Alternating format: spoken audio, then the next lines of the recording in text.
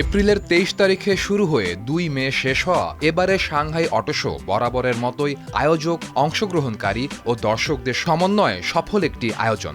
বরাবরের মতন এবারও বিশ্বের নামি দামি সব অটোমোবাইল নির্মাতা তাদের নতুন টেকনোলজি ও ডিজাইনের গাড়ি নিয়ে এই মেলায় হাজির হয়েছিলেন। এবারের মেলায় চীনা প্রযুক্তির জয় জয়কার ছিল। বিশেষজ্ঞরা বলছেন, মোটর গাড়ি শিল্পে চীনের ক্রমবর্ধমান আধিপত্যের প্রকৃত মাত্রা প্রকাশ পেয়েছে এবারের অটো শোতে।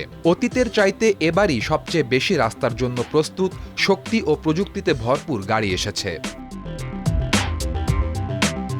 এবারের আসরের সবচেয়ে নজর কাড়া গাড়ি শাওমি SU7 আল্ট্রা। এই হাইপার সেডানটি মূলত 1138 কিলোওয়াট শক্তি সম্পন্ন এবং 1548 হর্স পাওয়ারের বৈদ্যুতিক গাড়ি।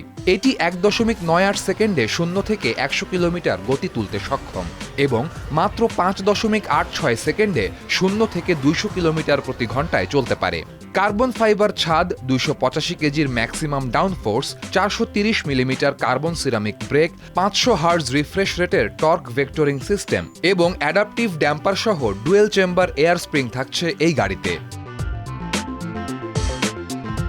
Great Wall Motor Company Limited GWM এর ট্যাঙ্ক 300 হুক মূলত একটি এসইউভি ক্যাটাগরির BEV, যাতে plug in hybrid 4.0 litre twin turbo V8 engine থাকছে। এই ইঞ্জিন সর্বোচ্চ 8000 RPM এ পৌঁছাতে পারে। হুক মূলত তাদের রেগুলার ট্যাঙ্ক 300 এর একটি আপগ্রেডেড ভার্সন। এতে লাইভ ফ্রন্ট ও রিয়ার অ্যাক্সেলের সাথে ইন্ডিপেন্ডেন্ট ফ্রন্ট সাসপেনশন থাকছে। এছাড়াও এটি এর রেগুলার ভার্সন থেকে বেশ উঁচু।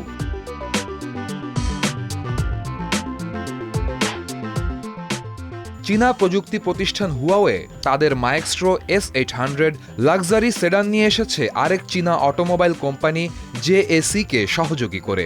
এর ইভি ভার্সনে থাকছে 94.364 কিলোওয়াট প্রতি ঘন্টা ব্যাটারি প্যাক এবং 702 কিলোমিটার পর্যন্ত রেঞ্জ।